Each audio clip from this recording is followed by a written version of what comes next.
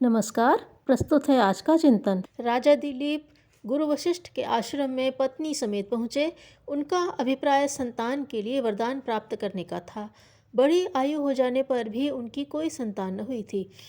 गुरु समर्थ तो थे, पर मुफ्त में वरदान देकर किसी पर ऐसा कर्ज लादना नहीं चाहते थे जिसका प्रतिदान उसे आगे चलकर ब्याज समेत चुकाना पड़े और उसे चुकाने में अब से भी अधिक त्रास सहना पड़े।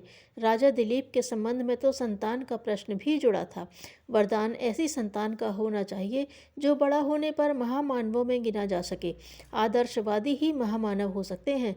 इसके लिए आवश्यक है कि माता पिता भी पुण्य परमार्थ की संपदा से सुसज्जित हों, अन्यथा ऐसी ही संतानों को जन्म दिया जा सकता है जो अपयश बटोरें और कुकर्म में निरत रहकर अपने पूर्वजों की भी प्रतिष्ठा नष्ट करें।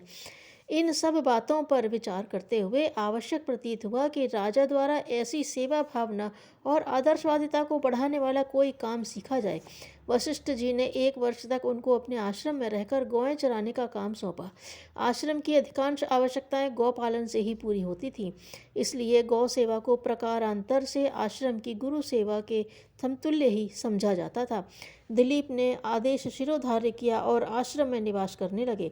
प्रातः रानी समेत आश्रम की गौएं चराने जंगल में चले जाते, शाम को वापस लौटते। बहुत दिन तक यही क्रम साधारण रीति से चलता रहा। एक दिन एक विशेष घटना हुई। एक सिंह ने आश्रम की एक गाय को दबोच लिया। राजा ने सिंह को मारने के लिए धनुष बाण संधान किया, पर आश्चर्य यह कि वह चल ही न सका। राजन दौड़कर सिंह के पास गए और उसे अन्य उपायों से भगाने का प्रयत्न करने लगे। सिंह ने मनुष्य की बोली में कहा, मैं शिव दरबार का सिंह हूँ, मुझे भी तो भोजन चाहिए। वन पशु ही मेरा भोजन है। मैं इस गाय को नहीं छोड़ सकता। यदि इसे छुड़ाना हो तो बदले में अपना मांस दे दो। दिलीप ने इसे स्वीकार कर लिया और सिंह के सामने जाकर बैठ गए। आश्रम की गाय को क्षति पहुंचाना उन्हें अपना शरीर देने से भी अधिक भारी पड़ रहा था। सिंह वशिष्ठ के संकेत पर शिवजी द्वारा राजा की परीक्षा लेने के लिए भेजा गया था। राजा उसमें उत्तीर्ण हो गए। सिंह वापस चला गया। राजा और गौएं आश्रम में सकुशल आ गए। 1 वर्ष की अवधि भी पूरी होने जा रही थी। वशिष्ठ जी ने दिलीप को सुसंतति का आशीर्वाद देकर विदा किया। दिलीप की अनेक पीढ़ियों तक एक से बढ़कर प्रतापी और आदर्शवादी बालक उत्पन्न होते रहे। सत्परिणाम उपलब्ध करने में सेवा और सदाशयता का बढ़ चढ़कर परिचय देना पड़ता है।